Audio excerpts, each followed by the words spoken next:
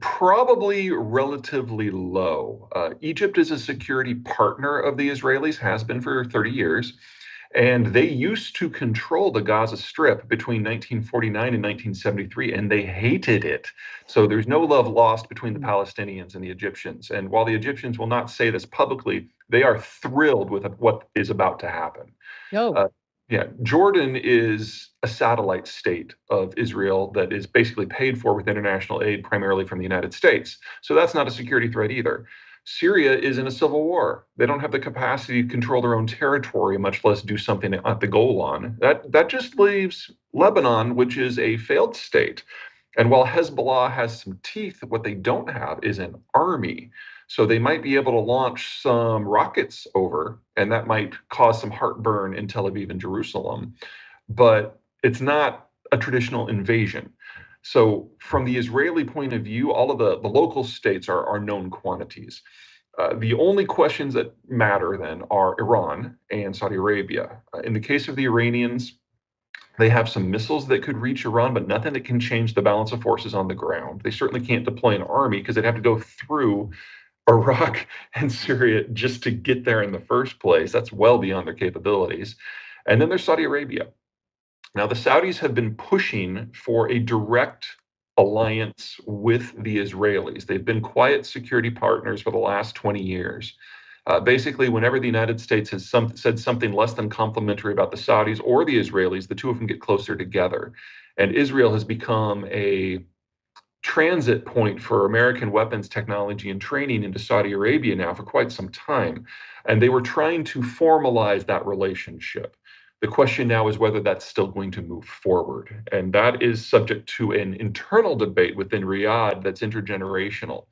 The King's generation, the older folks, liked the idea of the Palestinian cause and thought that any deal that was going to proceed had to include something for the Palestinians as well.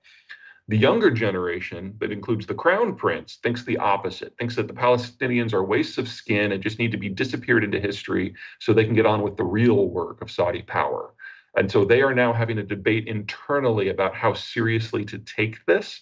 And when they're done with that debate, which will probably be within a month, we're going to have a very firm idea of what Saudi plans are for the next 20 years.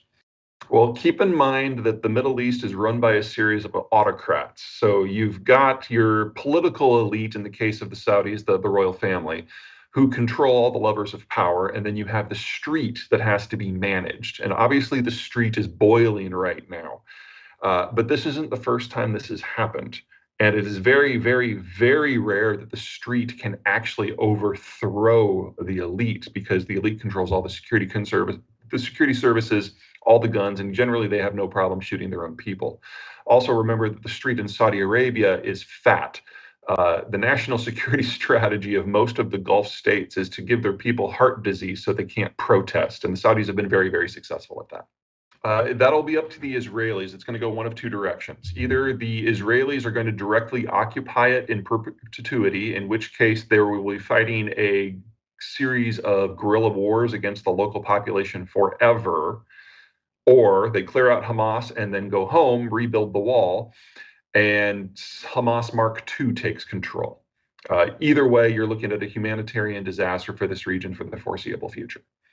One of the fun things about Joe Biden is because he's older than the pyramids, he's seen the long stretch of history here, and he has come to a lot of conclusions about who the powers are worth sticking with over the long term once you just kind of wave the bullshit away.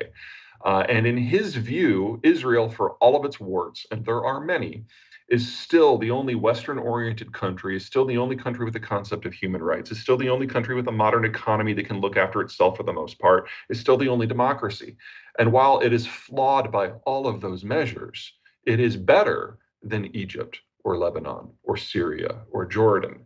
And so if you have to choose, you might as well choose publicly and boldly. And that's exactly what he's done. Will that generate complications down the right line? Yeah, it's going to generate complications tomorrow.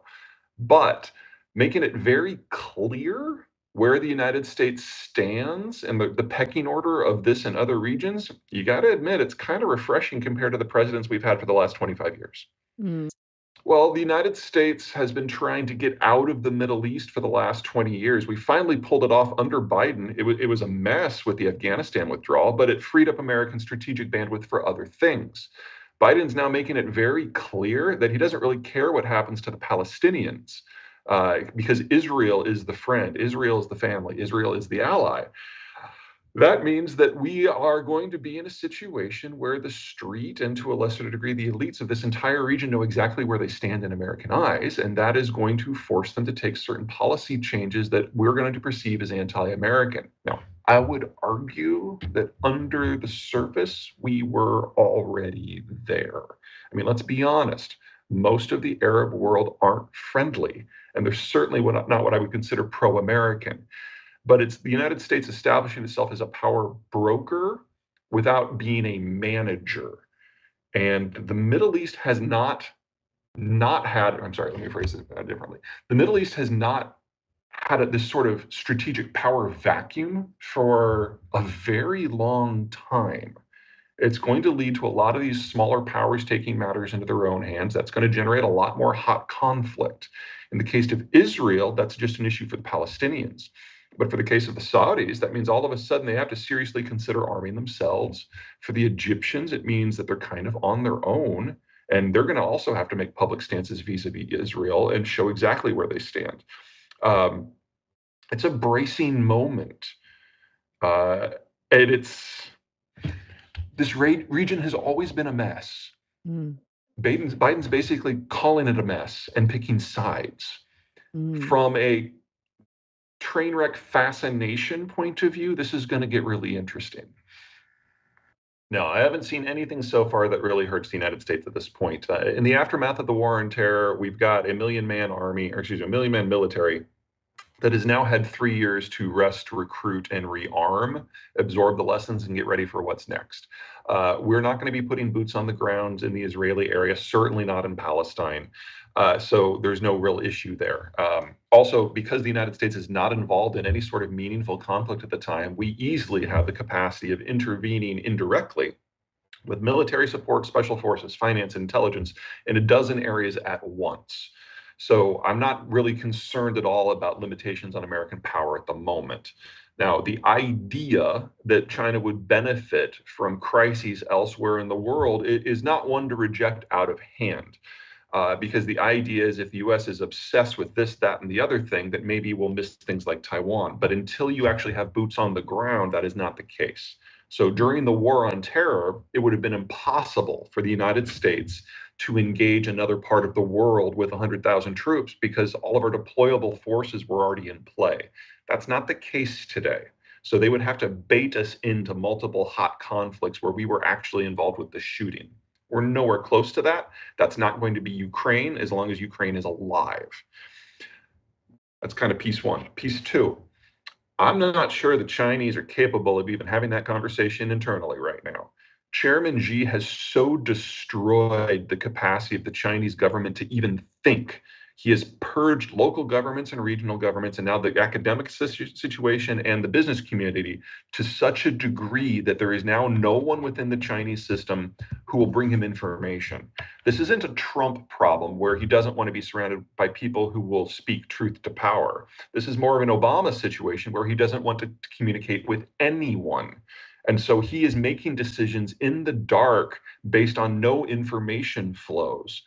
We now know, for example, from the aftermath of that balloon situation, that he didn't even have awareness that the balloon existed until after it was shot down. He has so truncated himself. And so within the Chinese bureaucracy, there's no decision-making capacity except for Xi. And Xi doesn't have the information he needs to make decisions or even be aware that a decision needs to be made. So any Chinese involvement here is a degree legacy from before the information system completely broke down. So if you want to say they're selling weapons to Iran and Iran's sending weapons to Palestine, there might be something to that, but there's no brains behind it. This is just bureaucratic inertia at this point.